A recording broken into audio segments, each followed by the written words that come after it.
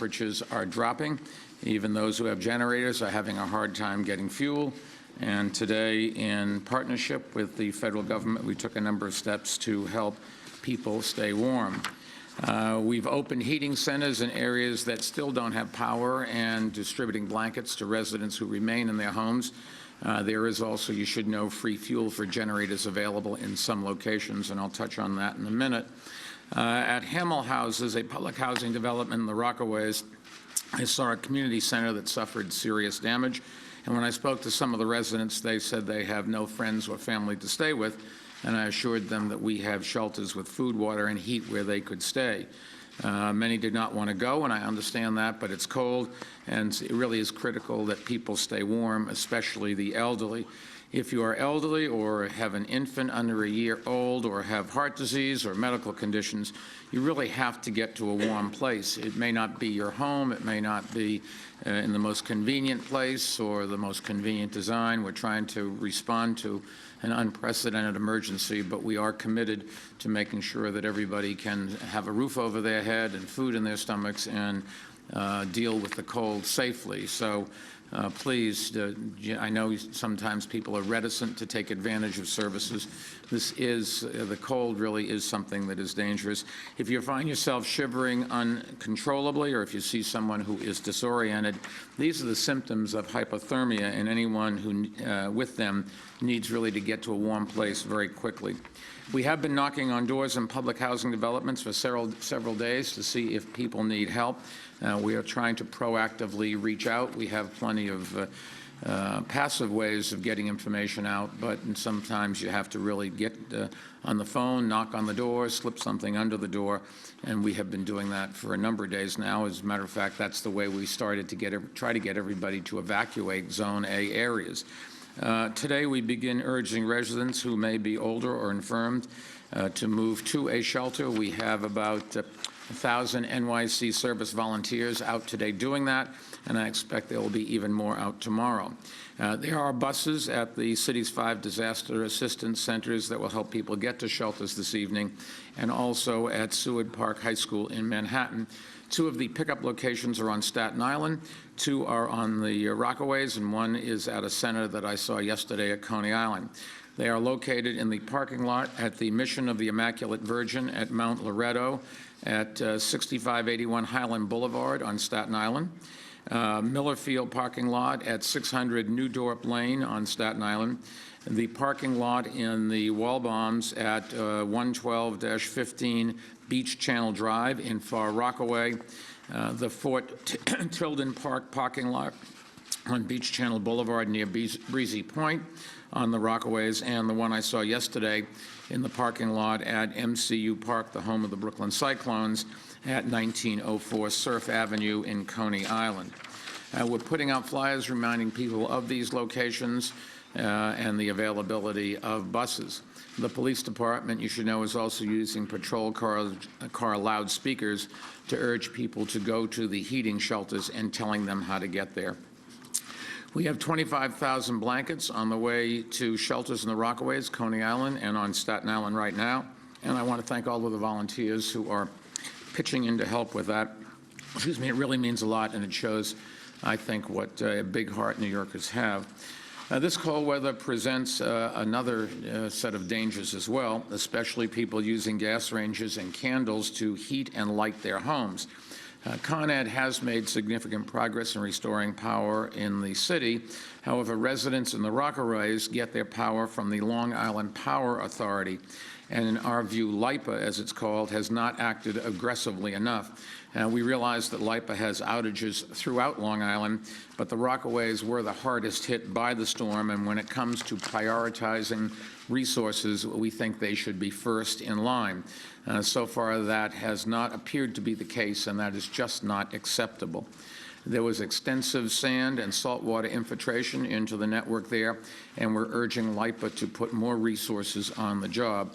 They have, as of a few minutes ago, not given us a clear timetable to when to expect power to be restored, but they have indicated that it could take up to 2 weeks, and that is certainly not acceptable. It is going to get colder over the next couple of weeks.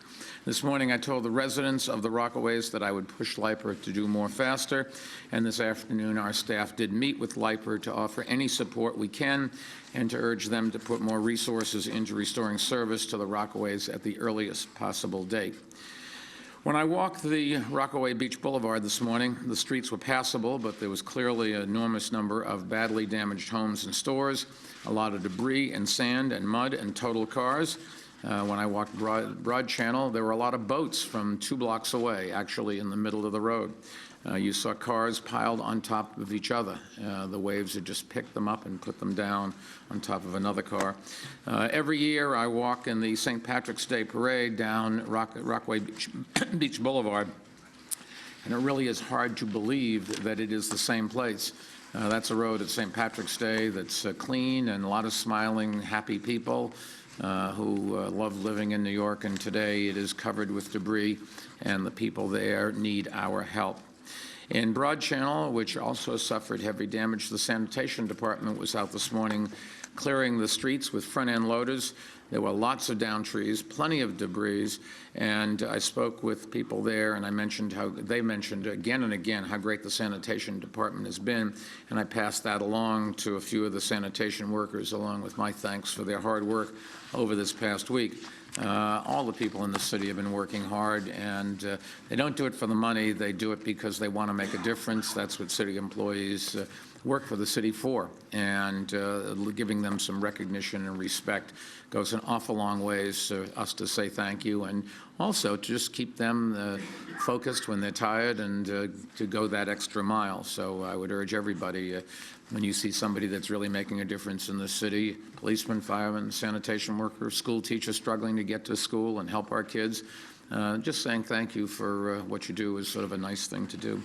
There have been 2 additional fatalities related to Hurricane Sandy overnight, and 1 just a few minutes ago. The total now stands at something like 41 or 42. I think it's 42 now. An earlier count by the NYPD was 43, but the medical examiner has determined that some of the deaths on the list were not attributable to the storm.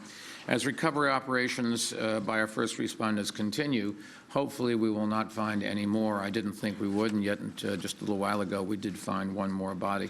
It's 42 people whose families are going to have to cope with a terrible loss, and I think all of us should make sure they and their families are in our prayers. There is something that we can do, however, to make sure there are no more tragedies. When you're without power, please, please don't use candles to light your home near windows, near curtains. Don't go to bed leaving the candles going. Burning through the night, you can maybe not wake up. In recent days, the fire department has responded to 6 fires started by candles, including 1 on Staten Island last night, which caused an 80-year-old man to be hospitalized for smoke inhalation. We've also seen and read reports about people turning on gas ranges and ovens to heat their home. Please don't. It can cause fires, and also the gases that come out of these things are lethal. A lot of New Yorkers are using generators. You just can't use these indoors or even in a garage. That can result in carbon monoxide poisoning. And don't connect them directly to your home wiring or to an electric outlet in your home or garage. You have to have an electrician that can take a look and see if it's safe. If you go and try to connect a generator, or Con Ed turns on the power to a system that's been damaged by salt water, there's a very good chance a fire can start, and you might not be able to get out. Don't overload your generators, and don't store the gasoline that powers them indoors. Now, daylight saving time ends tonight, I guess it is. Remember to check the batteries on your smoke detector and carbon monoxide detectors. It could save the life of you and the life of your family members. Helping people keep warm without power on these chilly nights has also become a focus of the food distribution centers that were operating in communities without electric power. These sites give food and bottled water distribution to residents of hard-hit communities who are still without electrical power. And today, in addition to pre-prepared meals that have been, many have also been distributing blankets and flashlight batteries and baby supplies, such as disposable diapers and baby formula, and that will continue tomorrow. There are also volunteers going door to door throughout these areas, and they're trying to make sure anyone who's homebound is okay and to give them food, water, and other supplies. As of today, there are 16 sites. 15 provide each person with up to 3 meals and water, and the one on Grand Street on the Lower East Side offers only water. Please bring your own bags to carry these items. Many of the centers, which are staffed by National Guard members, New York City service volunteers, and the staffs of the Salvation Army, remained open well past the 5 p.m. time that they had planned to close. You should know that nobody was turned, who came for food and water was turned away. The sites have been open today since 1 are scheduled to close at 5. Some of the sites in Lower Manhattan will not be open on Sunday because with power restored, their work is done, and we're going to redirect volunteers and resources from that site to other parts of the city that are still without power. Those other places, I said before, will be open 1 to 5. I did want to thank everyone who's volunteered for this effort and also all those who have supported it with cash donations. The Mayor's Fund to Advance New York City has raised $12 million donated by more than 3,500 people to support these relief efforts. The money continues to come in. Please go to the website at nyc.gov or call 311 for details about how you can give. And I also want to thank Verizon for their efforts to restore cell service in the Rockaways and other parts of the city, as well as all the private sector companies and nonprofit organizations who have stepped forward. And AT&T should also be commended. I talked about what they were doing yesterday. As I said, Con Ed has made major progress in restoring power. Yesterday afternoon, there were some 460,000 customers without power in our city. That's down to about 194,000, so 460,000 down to 194,000. More than 25,000 of them are LIPA customers in the Rockaways. While power to most of Manhattan has been restored, there are still tens of thousands of customers without steam power and therefore without heat. And with the onset of cold weather, we encourage everyone needing heat to visit one of our heating centers or check into shelter. The city has also provided emergency generators to hospitals, nursing homes, public housing developments, and other facilities throughout the system. There is mass transit running in all 5 boroughs, I'm happy to say, including the Staten Island Railroad, which began partial service today at noon. It will be running at normal service and time for Monday morning's commute, and as you know, the Staten Island Ferry started operating normal schedule starting yesterday. Almost all MTA subway service has been restored, around 80% of the system. The MTA has said that that should be up to 90% by tomorrow. Most subway lines are fully operational, including lines running under the East River between Brooklyn and Manhattan, as well as between Queens and Manhattan. There are a couple of subway lines that remain affected, and that's partially because of 2 East River subway tunnels that still have some flooding, specifically the Montague Tunnel, which serves the NR line, and the 14th Street Tunnel, which serves NR and L. And in coordination with the Army Corps of Engineers and the city and state transportation workers, we have actively been pumping water out of those tunnels, as well as the other tunnels still affected by flooding. The Brooklyn Battery Tunnel, Queens Midtown Tunnel, Jersey City Path Train Tunnel, and Battery Exchange Tunnel. Work is going around the clock. We will keep you posted, but I did want to point out that because the MTA did take proactive preparations before the storm and moved their equipment out of harm's way, as soon as we got the tunnels pumped out, checked the rails and the signaling, they could go right back to work. If they had not done that, you could be out of service for a very long period of time. It just goes to show how, I think, well-run the MTA is and forward-thinking, and that's exactly what they should have done, and we are the beneficiaries for that. And we should certainly point out that the cooperation between the city and the state, between everybody that the governor is lucky enough to work for and everybody that I'm lucky enough to work for, I think the city and the region is being well served. I know that there are people listening today who may have sat in their cars for hours to buy gasoline. I know it's frustrating, and police officers had to be posted at service stations to keep order. I ask everybody to be patient, and I can also say that this should be much less of a problem in the coming days, both because the subways are now back in service and fewer people will drive, and because of several other developments. As it has been reported earlier today, National Guard units are providing motorists and people needing fuel for generators with free gasoline at 4 armories in our city and also at the armory in Freeport on Long Island. There is a 10-gallon limit per vehicle. The locations in New York City are the Queens Armory at 93-05 160th Street in Jamaica, the Bronx Armory at 10 West 195th Street, the Brooklyn Armory at 1579 Bedford Avenue, and the Staten Island Elizabeth Armory at 321 Manor Road. Last night, the Buckeye Pipeline, the interstate gasoline transmission line serving New York City, pushed 100,000 barrels of fuel into our city, the first major influx since Sandy struck. The supply is continuing to flow, I'm happy to say, and will begin finding its way to retailers. One of the big problems we've had is that while gasoline is a fuel, you can't get it out of the ground and into your car unless there's another kind of fuel that's called electricity to drive the pumps. And as electricity comes back, the pumps start working, and you'll have more options to find gasoline. As I have cautioned, it may take a few days before you see the real effects of this additional supply at your neighborhood service station, but there should be considerably less congestion on roads from here on out. And once again, like everything else, there's lots of different people that were involved in getting the refineries going again, the pipeline going again, the harbor. Coast Guard played a big part. Secretary Napolitano was helpful in getting the Jones Act suspended, so we have some more ships on their way with gasoline, and I'm optimistic that in a couple of days the shortage will disappear and relatively quickly, but it just does take a time to get the fuel from where it starts to where we need it. On Monday, public schools for nearly 1 million students will be open. To put this in perspective, to educate our 1.1 million students, there are 1,750 schools in the city that are in roughly 1,400 different buildings. The vast majority of them will be open tomorrow, on Monday, day after tomorrow. It is just terribly important that our kids get back to school. They've missed a week of school, and this is their future, and very hard to catch up to. We do know that there'll be 65 schools that we won't be able to open. They include 8 schools where emergency shelters are located, as well as 57 schools in 40 buildings that sustained real damage during the storm. On Wednesday, when classes resume after Tuesday, Election Day, remember schools are closed on Election Day Tuesday, so we're talking about opening on Monday for most schools.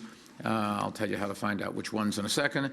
No school on Tuesday, and then Wednesday. And we think that a lot of the schools that we cannot open on Monday, we will be able to open on Wednesday. There are about 178 schools still without power. We hope that many of them will have power and be open for classes on Monday, so I can't give you a number, but we think it will be significantly less than that.